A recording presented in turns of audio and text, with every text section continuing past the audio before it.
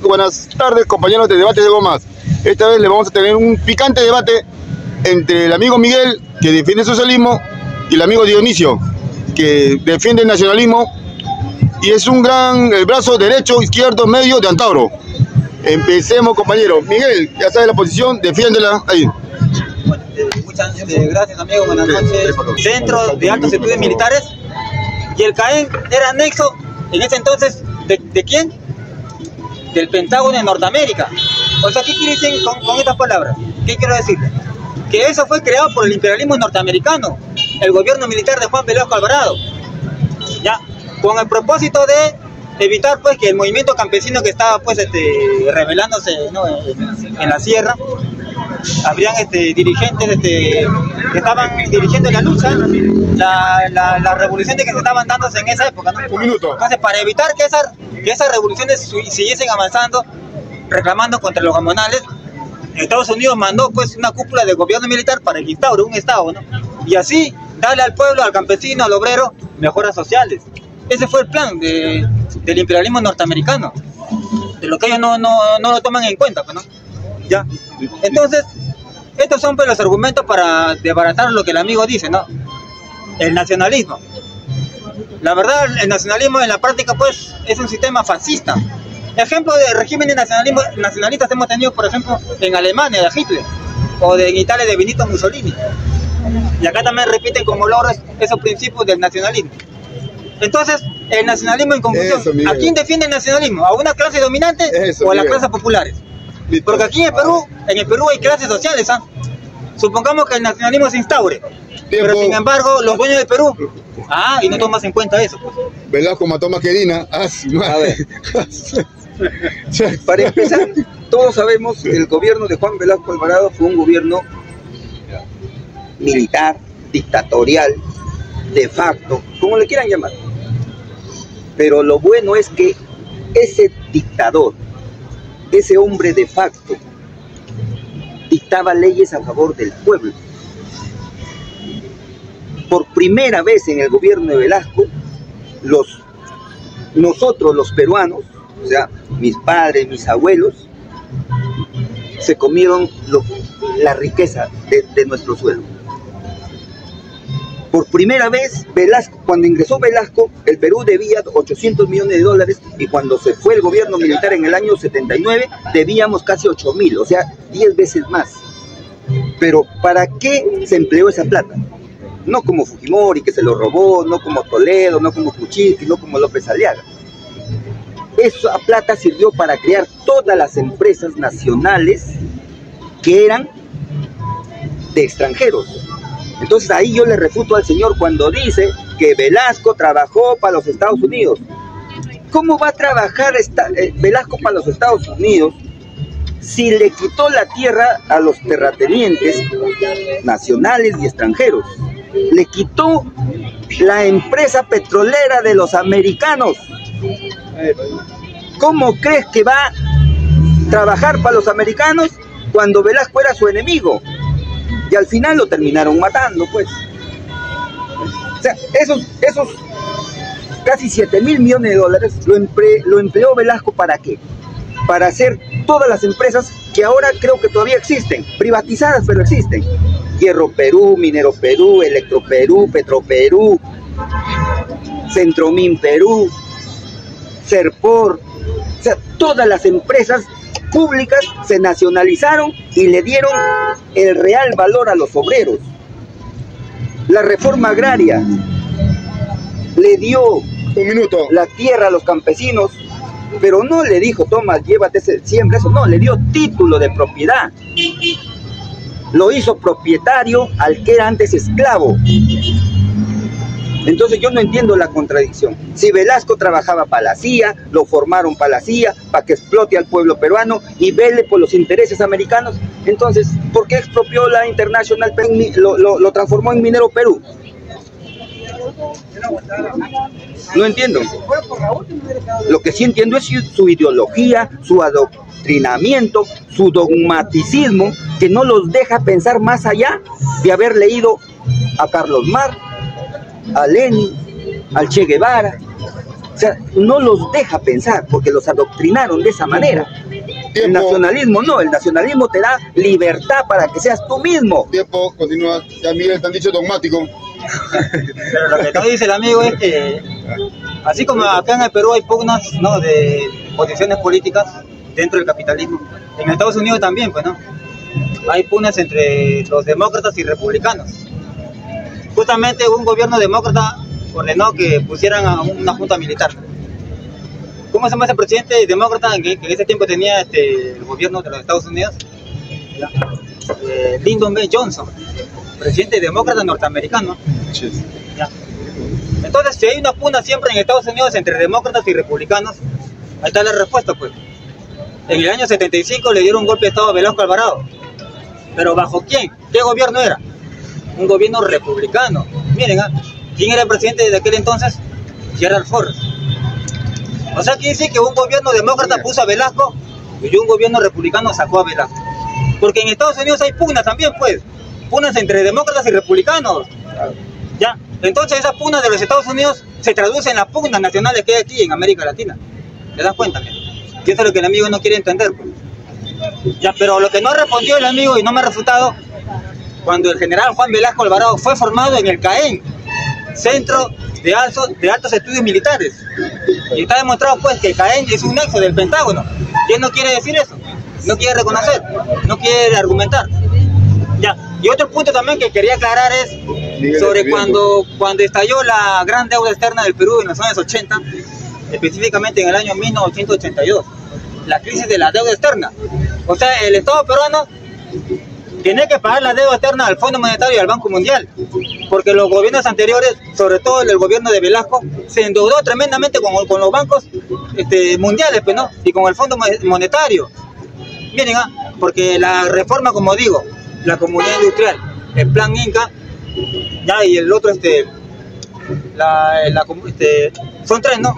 La comunidad industrial, el plan Inca y la reforma agraria. Era muy costoso hacer todo eso. Un minuto. Entonces, señores, ¿qué significa todo eso? Además de los programas sociales intensos, nadie está negando eso, que el gobierno militar de Velasco le otorgó beneficios sociales a la clase obrera, ¿ya? Seguridad social, pero con la deuda externa. Pero el problema es que se endeudaron demasiado y a las finales estalla la deuda externa en el año 82. Y el Estado, en ese entonces, de los 80, se declaró en insolvencia y no pudo pagar la deuda externa que tenía con el Fondo Monetario y el Banco Mundial. O sea, en otras palabras, el gobierno militar específicamente fue el que sobreendeudó al país a los intereses financieros del Fondo y el Banco Mundial. Y eso es lo que no quiere decir el amigo. Listo, gracias. No he refutado nada y no he hablado de Velasco. Parece que el amigo Miguel tiene problemas de entendimiento, porque yo hace rato le estoy diciendo que el gobierno de Velasco se endeudó, pero por primera vez un gobierno se endeudaba para darle bienestar a la gente, no para robárselo. Y el verdadero empleado de los americanos era Fernando Belaúnde Terry, a quien Velasco lo sacó, para que los peruanos seamos dueños de nuestro país y no ser empleados en nuestro propio país.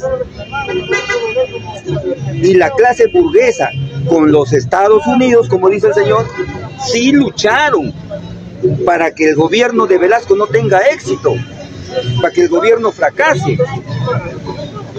Y oh casualidad, que después que se ve el gobierno militar, entra el mismo que Velasco sacó calato de Palacio y Gobierno, para borrar lo que hizo Velasco y volver a darle el Perú a los americanos, a los terratenientes, a la clase burguesa.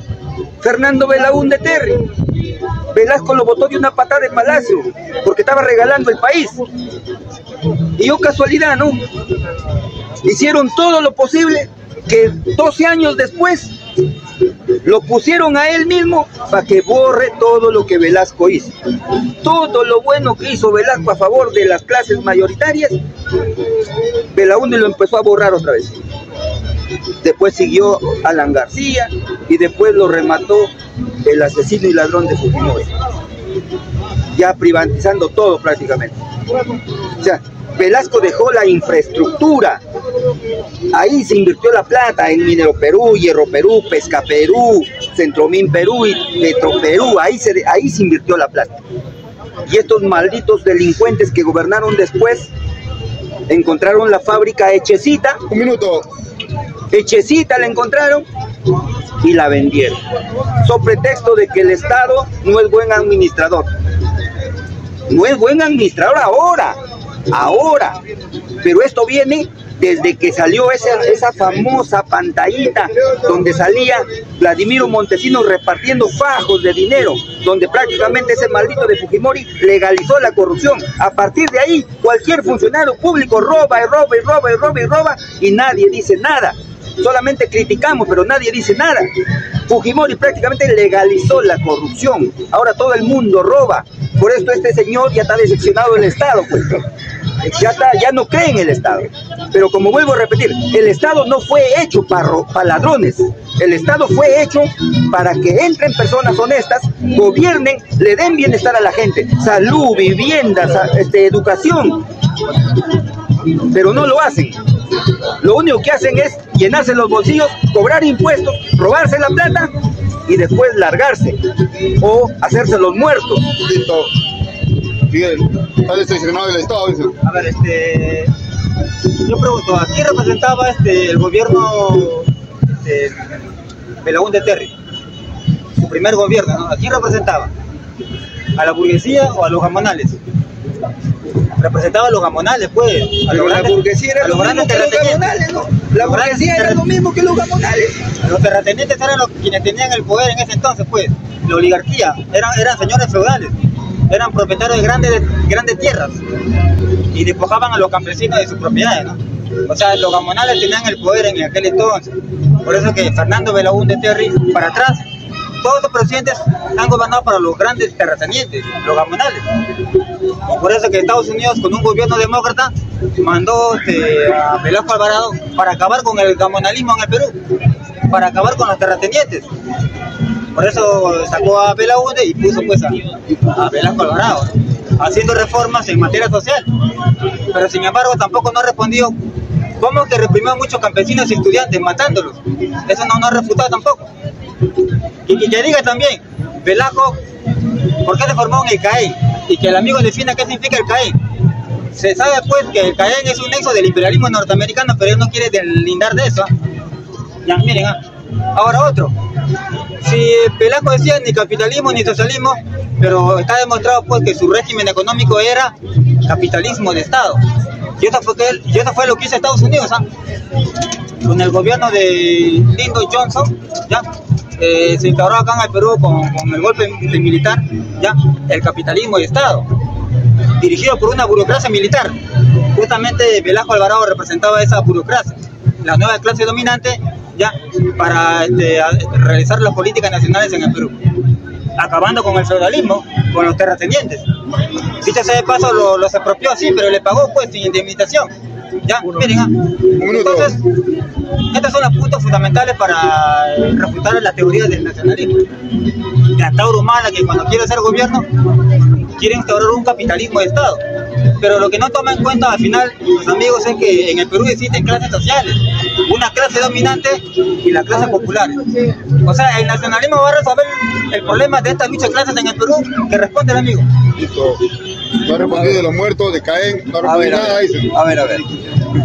Yo sí le respondo al señor, pero parece que no entiende. A ver, para empezar, yo dije bien claro, Velasco fue un gobierno dictatorial, de facto, donde solamente valía las leyes que eran a favor del pueblo, y los que se oponían, obvio, los perseguía, los metía presos, porque se oponen, como ahora, todo aquel, a veces hay gobernantes buenos que quieren hacer algo, pero se oponen. A ver, Velasco hizo la reforma educativa en el año 72, con una comisión comandada por Augusto Salazar Bondi, un socialista, pero no llamó a ningún profesor del SUTE para que sea parte de esa comisión de reformar toda la educación en el Perú. Velasco hizo una educación que le daba valor al estudiante, le quería sacar de la mente lo que tiene este señor que dice que nos dominan, que somos esclavos del imperio norteamericano. O sea, Velasco quiso sacar de la mente esa cosa que tienen hasta ahora muchos peruanos, que se creen esclavos, se creen dominados, por eso están durmiendo en su casa y no hacen nada. Porque dicen que el imperio no les deja hacer nada, solamente les deja dormir nada más. ¿Quiénes se opusieron a la reforma educativa? Los izquierdistas del SUTEC, a los cuales Velasco los persiguió y los mandó preso al CEPA. El año 75 también hubo una huelga policial. Y en un gobierno dictatorial, pues, no va a dejar, ¿no? Pero lo que quiero que entiendan es que ese gobierno dictatorial, de facto, gobernaba para el pueblo. No gobernaba para Dionisio Romero, no gobernaba para Lombrecia, no, gobernaba para el pueblo. Se enfrentó a los grandes grupos monopólicos que habían en este país. ¿Me entiendes?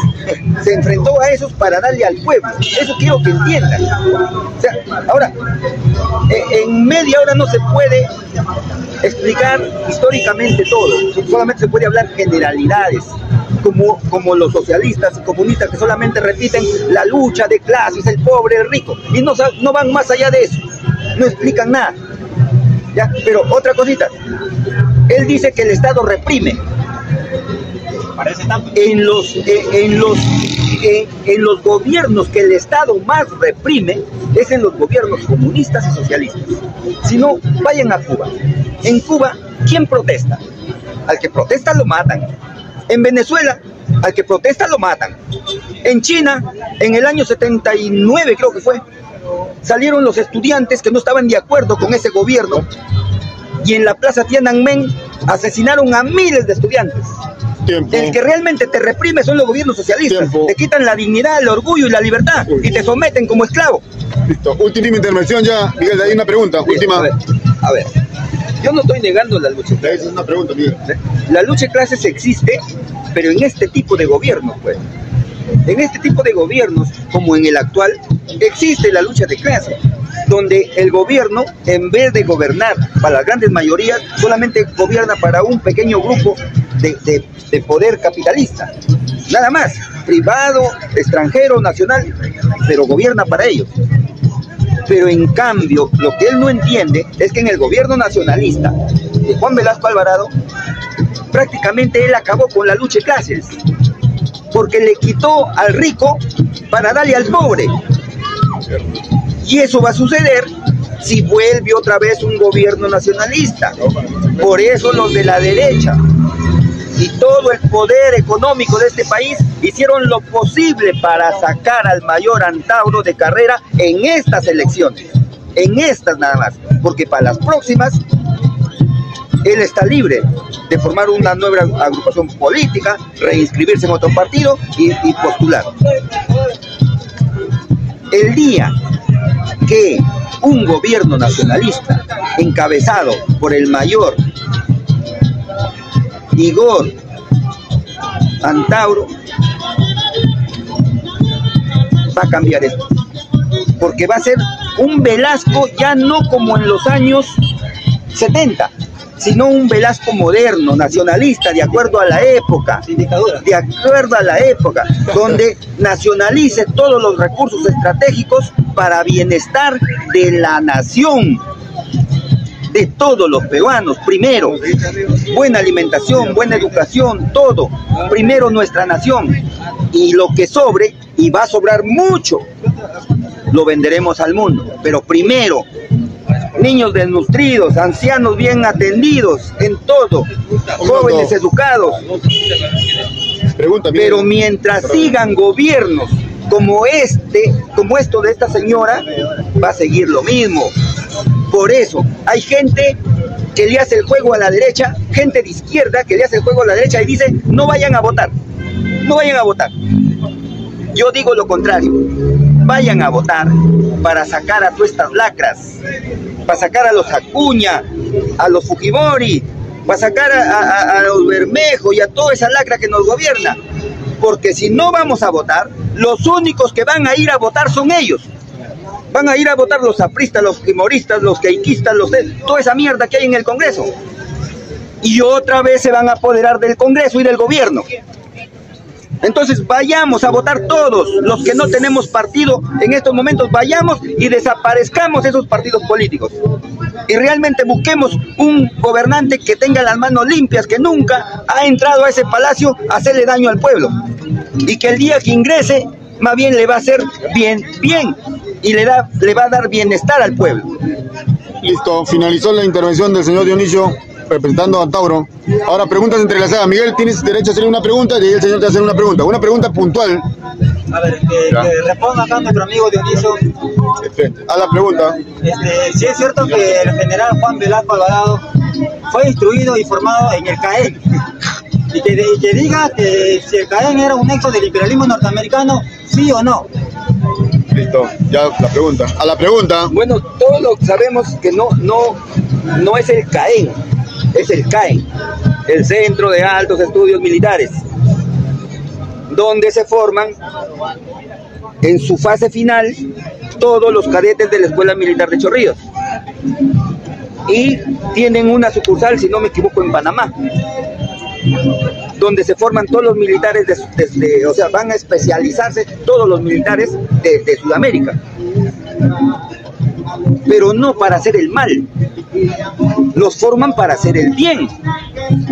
Los militares están formados para defender la patria de la agresión extranjera y están formados para defender la democracia. Pero hay algunos militares malos, deshonestos, corruptos, ladrones, que se venden al gobierno de turno por un puñado de dólares y hacen ya no lo que su institución manda, ya no como fue formado, para defender las fronteras, para defender nuestros recursos naturales, ya más bien hace lo contrario. El ejército, ¿qué hace actualmente? Cuida las minas que son dueños de extranjeros. Miren lo paradójico que es, lo ilógico que es. La Fuerza Armada peruana cuidando intereses extranjeros. Eso es lo que hace, pues, eso es lo que hace la Fuerza Armada. ¿Sí? Pero como le vuelvo a repetir a él, como le vuelvo a repetir a él, son militares deshonestos, ladrones, pero siempre hay un grupo de militares todavía nacionalistas que aman a su patria, como lo que sucedió en el año 1968, encabezado por el general Juan Velasco Alvarado. Y yo creo que todavía nuestra Fuerza Armada tiene esos elementos honestos que quisieran ver este país diferente. Y ojalá algún día, más temprano que tarde, tomen el poder y poder acabar con toda esa mierda, toda esa corrupción y volver a ser lo que fuimos, un país digno, no un país arrastrado que se arrodilla ante el poder extranjero, empezando por nuestros presidentes y nuestros congresistas, que se arrodillan por un puñado de dólares, nada más. Dionisio, para finalizar, tiene que hacer una pregunta, Miguel. Para terminar, una pregunta puntual a Miguel, para cerrar, ¿ya?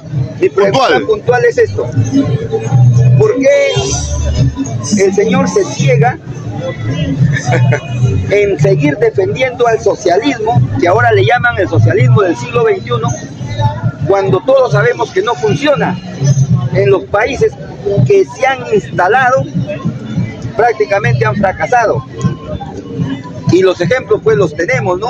Todos sabemos, todos leemos noticias. Entonces la pregunta es eso: ¿por qué, a pesar de los fracasos de esos gobiernos, usted todavía sigue pensando que son buenos? Listo, Miguel, a la pregunta. En primer lugar, yo no defiendo el régimen de Maduro, de Evo, de Ortega, porque eso no es socialismo. Eso se llama capitalismo de Estado.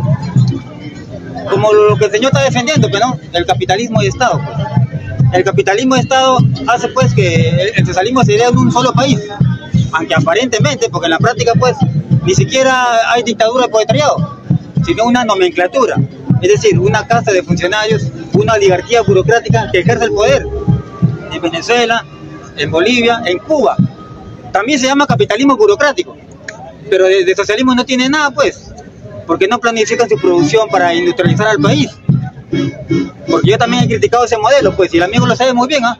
O sea, ¿qué me viene a decir, me preguntó a mí que yo defiendo ese modelo? No. Ese modelo se llama estatismo, capitalismo de Estado dependiente o capitalismo burocrático. ¿Por qué capitalismo de Estado dependiente? Porque también, al igual que como ocurre con el capitalismo neoliberal, somete a los países a la dictadura financiera del imperialismo. Si no, miren a Venezuela con Maduro. Venezuela, ese país, está sometido a los dictados de Rusia y China, el otro imperialismo. Por eso, señores, yo no defiendo eso, le estoy respondiendo, porque ese no es socialismo. Eso se llama capitalismo burocrático, capitalismo de Estado que no industrializa a los países. Oh, un minuto nomás porque ya estoy cerrando. Ya, Miguel, ahí te doy tu minuto. A ver, para terminar, cuando yo digo que Velasco le entregó tierras a los campesinos, hizo la comodidad industrial, todos los izquierdistas alzan la voz y dicen, pero lo expropió. Yo pregunto, qué bonito sería que en estos tiempos actuales, esa señora que está en Palacio, que yo no sé qué hace ahí, de verdad,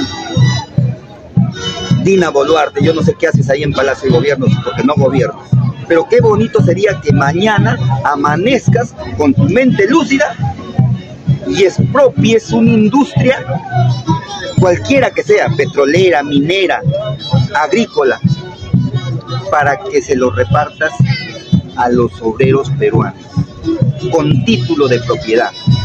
Qué lindo sería.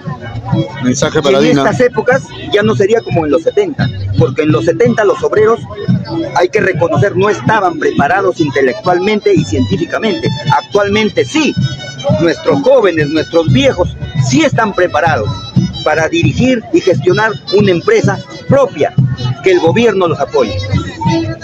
Entonces, no critiquen eso. Qué bonito sería que un gobierno nacionalista le quite a un rico para dárselo a un pobre. Acá sucede lo contrario. Le quitan a la mayoría de pobres para que el rico sea más rico. Y eso solamente sucede con gobiernos socialistas, gobiernos capitalistas, pero no con un gobierno nacionalista. Listo. Porque su nombre lo dice, nación. Primero la nación y después el resto. Listo, gracias, amigo Denecio. Miguel, para que cierre nomás ya, una cortita nomás ya. Dice, listo. Primero lo nuestro y después el resto. O sea que hay que defender los intereses de la burguesía privada. ¿Ya? O sea, primero lo nuestro y después el resto. ¿Qué decía Marx en el Manifiesto Comunista? El proletariado no tiene patria. El proletariado de todos los países más bien tiene que unirse contra sus explotadores. Eso dice Carlos Marx. Pero sin embargo dice primero lo nuestro y después el resto. O sea, para defender los intereses de la oligarquía burguesa en el Perú, con este modelo económico. ¿Te das cuenta? Dina Boluarte, al igual que Pedro Castillo y todos los gobiernos que antecedieron, han representado los intereses de la burguesía privada. Y ese es el neoliberalismo, pues. Entonces, ¿en qué quedamos, hermano? Listo, Ya, entonces, bueno, gracias, hermano. Bueno, damos por finalizado este debate entre nacionalismo y comunismo. Gracias a los expositores y estamos para darle más debates. Gracias, Miguel. Gracias amigo Dionisio. Gracias.